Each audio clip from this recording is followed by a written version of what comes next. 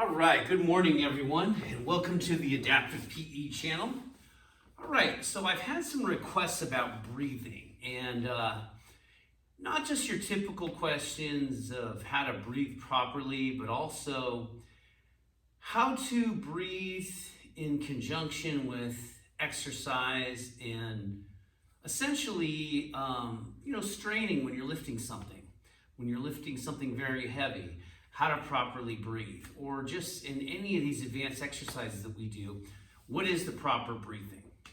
Okay, so first thing you have to understand, if any of you were ever singers at any time in your life, the first thing you would have learned is how to fill your diaphragm up full of air.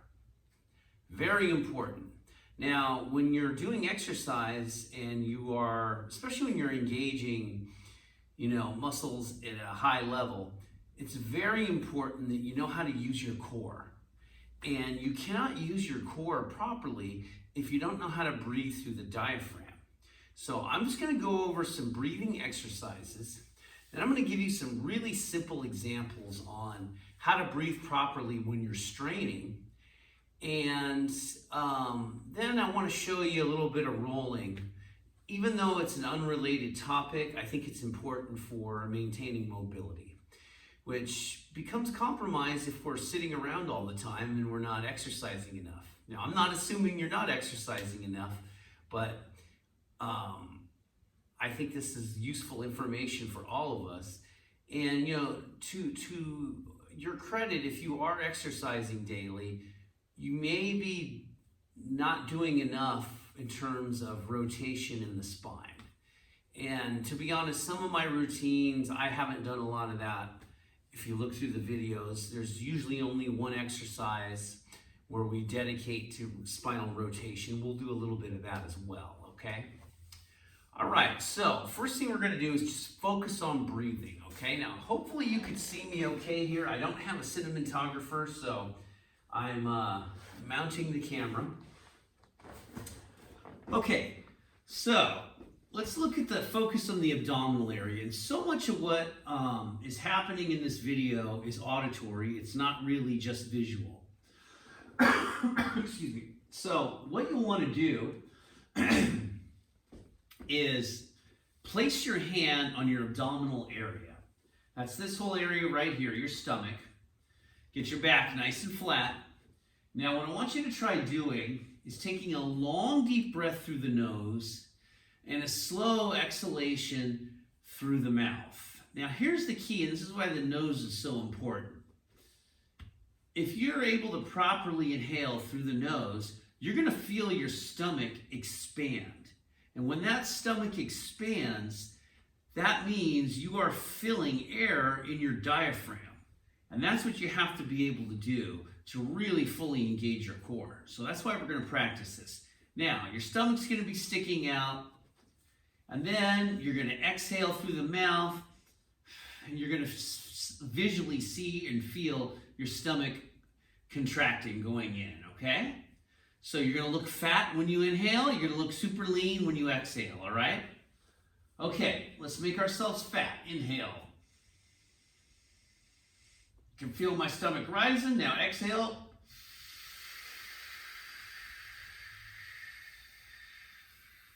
Downward lean. Got it? Let's try this a few more times. Inhale through the nose. Exhale through the mouth.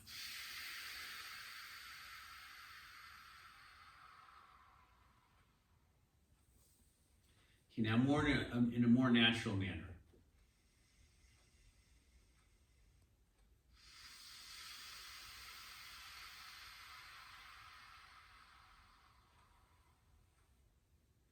Now, I believe Arlene had some of these exercises with you all during, I think, her third installment of yoga. We're just applying a lot of those same concepts to this one. All right, let's take a long, deep breath again. And exhale.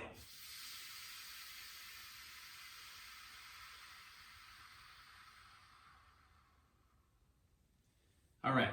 Now, we're going to do 3 more deep breathing exercises here, but this time, not only do I want you to focus on your diaphragm filling up from the abdominals, but I want you to feel it from the obliques too, which is right on your sides here, okay? Let's try it. And this one, I want you to actually put your hands on your side here. So if you're not sure about where to put your hands, you should feel your pelvis, your pelvic bone.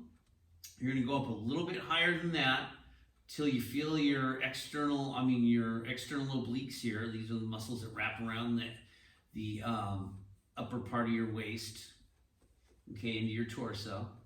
So what we're gonna do is take a long, deep breath and focus on filling the side of your torso here, where the external obliques are. Okay, ready? Let's do it. Inhale. Exhale.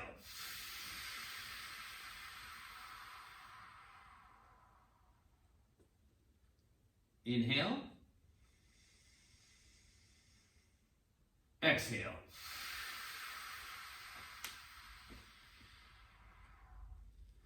Okay, now you might not have felt that on the first one, but I know for a fact my second deep breath was better than my first, and I could feel it pushing out on the edge here, okay? We're gonna try 2 more breaths here, then we're gonna move on. We're gonna apply we're gonna apply what we just learned here. Okay, take a long deep breath. And exhale.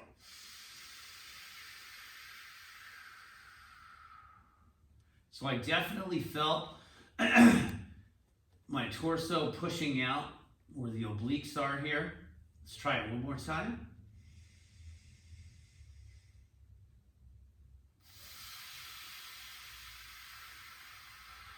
Fully exhale. Okay, now, to use a practical example, getting back on my feet, put my glasses on. Okay, I'm gonna move the mat back a little bit so you can see me. All right, so I'm gonna take a chair here. And this is what I want you to understand. If I'm about to exert myself by lifting this chair over my head, I am not going to just simply push and then inhale. Think about that. It doesn't make sense. If I'm about to push a car, right, I'm not going to go and push the car. I'm going to take a deep breath and push the car. So I don't know if you've ever seen competitive weightlifting. Same thing. You'll see these guys inhale and then exhale. And when they exhale is when they exert themselves. So let's take a more practical example of this. I have this chair in my arms. I want to press it overhead. What's the first thing I'm going to do? Inhale, exhale, press. Okay? Inhale, exhale, press. Okay? All right, you're probably wondering why I got on my knees. Well, I didn't want to take out lights and I didn't want to take out the beams. That's why I did that. Okay, so hopefully that's making sense. Now we'll use some more practical examples of this. I'm going to move the mat up a little bit more so I get back into your view. All right, so here's what we need to do. Explain then, how does one use your breathing and ventilation to your advantage? Well, if I am going to do, say, a push-up, right? I get in that push-up position, I take a deep breath, I inhale, lower myself down. As I'm exerting myself, pushing up, I push all the way out. Inhale, exhale. Okay? That's simple. We can apply it to any number of different movements. So let's say, for instance, you're going to sit up. Okay? I'm just simply going to sit myself up like that, okay? Now, how do I do that in terms of breathing? I'm going to take a deep breath. And as I'm getting up, I'm exhaling. So, what you're really doing when you inhale through the diaphragm, you're engaging the abdominals And what do engaged abdominals do? When you contract those stomach muscles, what do? They support your spine. They keep your spine straight. Now, if you're not able to use your core, your spine will not be straight. It will arch. Those muscles that stabilize the spine, aside from the abdominals, is your erectors, and they go all the way from your lower back up to your neck. Now, if you can't use your abdominal muscles, guess what muscles you're using? Yeah, those spinal erector muscles. And that's why so many Americans have a bad back. The other reason is, too, weak butt muscles, glute max muscles. Very important to have your glutes strong. And generally what you'll find is people that are strong in their posterior chain, meaning their butt, their hamstrings, they have good abdominal strength. Why do they have good abdominal strength? Well, to get your butt muscles strong, you have to know how to use your core and you have to know how to breathe. And what are some of the exercises that you can do to increase the strength of your posterior chain? Well, virtually anything where you're picking something up off the ground or you're just hinging in your hip. So a good example, since we're down here, I'm in a 90-90 position. All that simply means is 90 in the knee, 90 in the hip. What I'm going to do is I'm going to push off the ground with my front leg and my back leg. And guess what muscle is going to be the primary mover? Butt muscle, right here. How do I do it? I got to breathe properly. Take a long, deep breath. Exhale. Come up. Going back down again. Same thing. Inhale. Exhale. Push up, okay? Same thing going the other direction, right? 90-90. I'm going to do the same thing, but switching legs. Take a long, deep breath.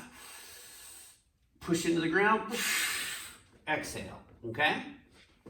Now, it's the same thing on a pull-up, right? I'm hanging on a pull-up bar. I inhale, I exhale, pull myself up, and then back down. Now, I would show you an example of that, but the problem is I don't have a pull-up bar in here. We'd have to go in the small room, and I don't have good lighting in there. Okay, so hopefully I've answered your question in terms of breathing. Very important to exhale as you exert yourself, okay? And then when you're not exerting yourself, you're inhaling, okay?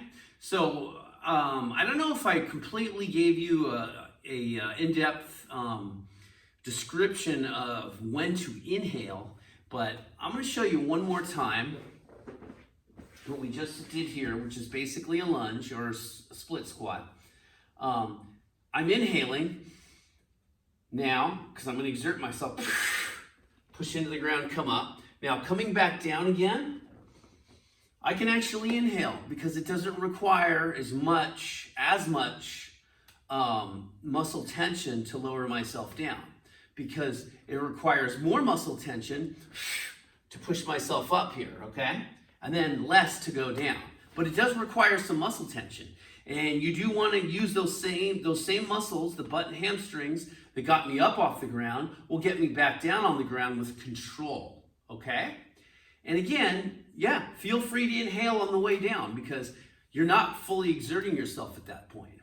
But when you are about to exert yourself, when you are about to do that, exhale as you do it, okay? So inhale, exhale, all right? So hopefully that was a pretty detailed explanation on how to use your diaphragm and the importance of it. And it's the same thing with singers. You see singers in the studio. The reason why they can hold those notes so long is because they use their diaphragm, okay? Most of us would sing a note or something. If we don't know how to use our diaphragm, it's going to be very short, okay? But a singer, they can take 30 seconds to 45 seconds letting the air out of that diaphragm. And that's why they're able to hold notes so long. It's something you have to train to do, okay? So all of us should work on that. And the best time to really work on your breathing, believe it or not, is when you're in bed. Because when you're laying down, you will be able to feel the diaphragm working much better than when you're standing or even sitting, okay? And just practice every night when you get into bed.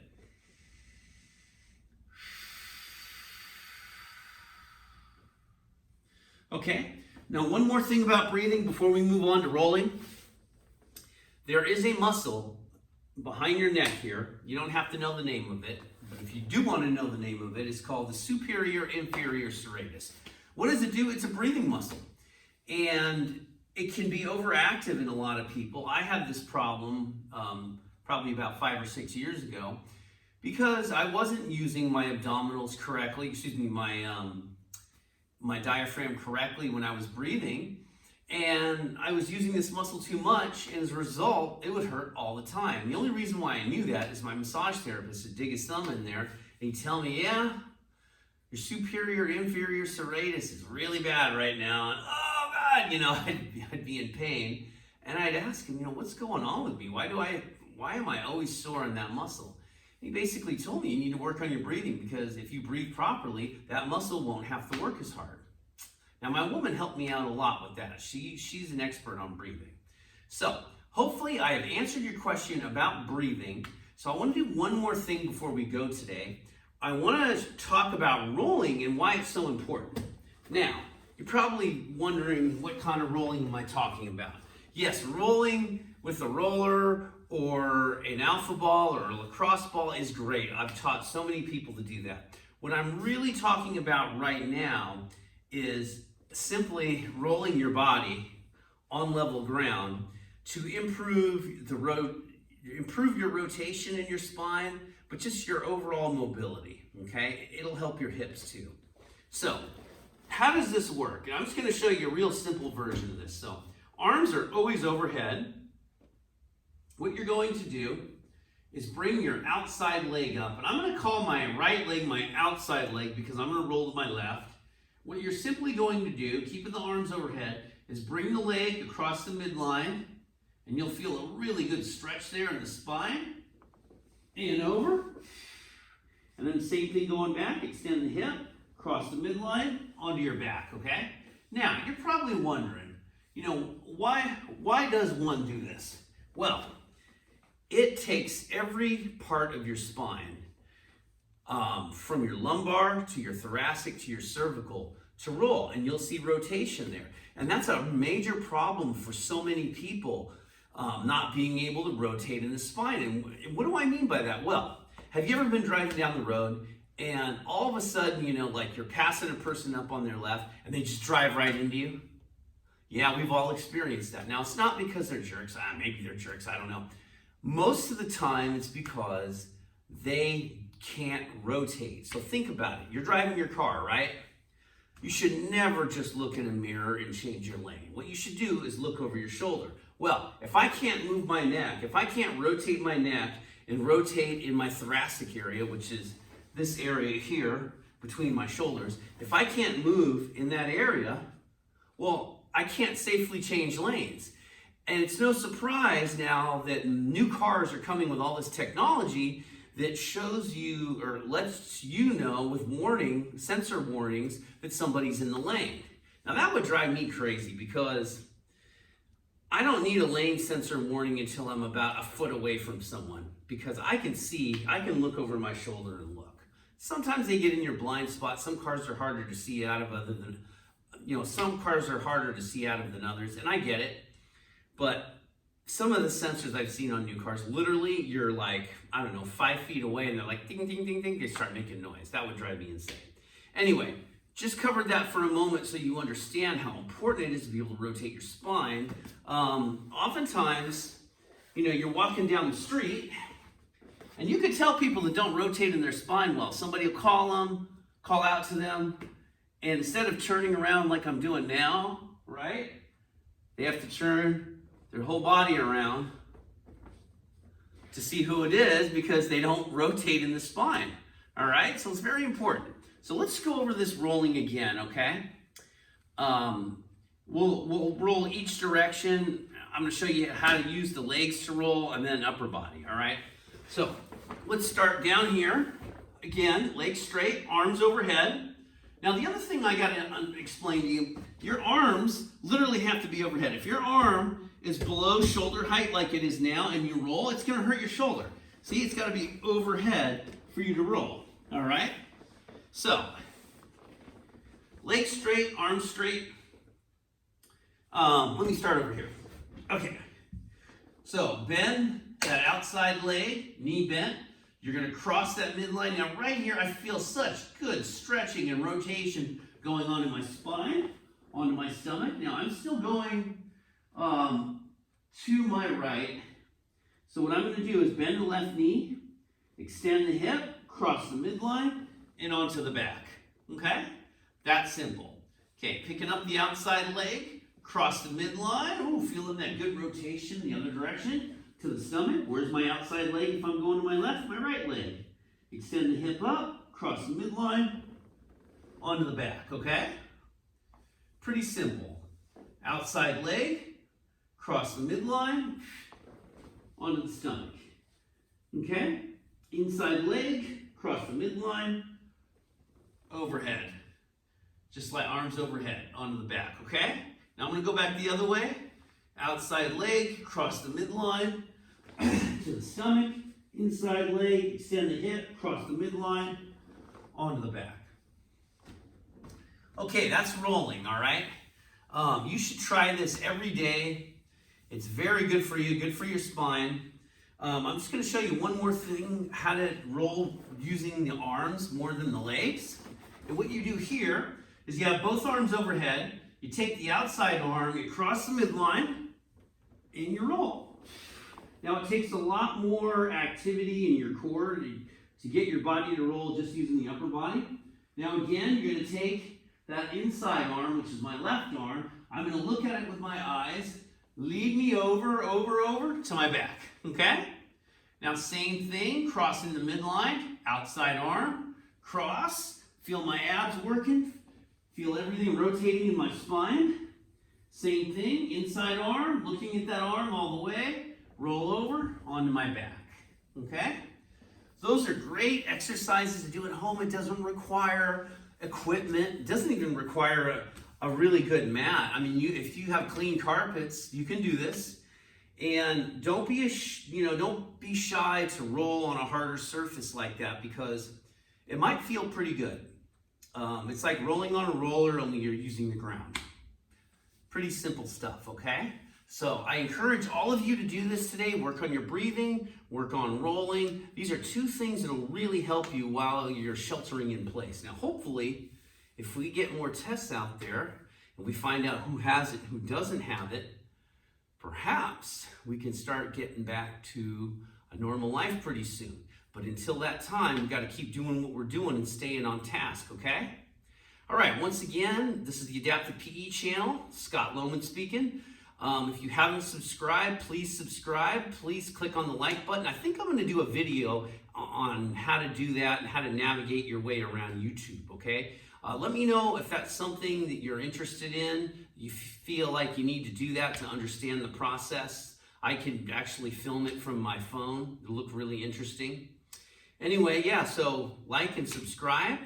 And we'll have more videos coming soon, okay? Thank you. Take care.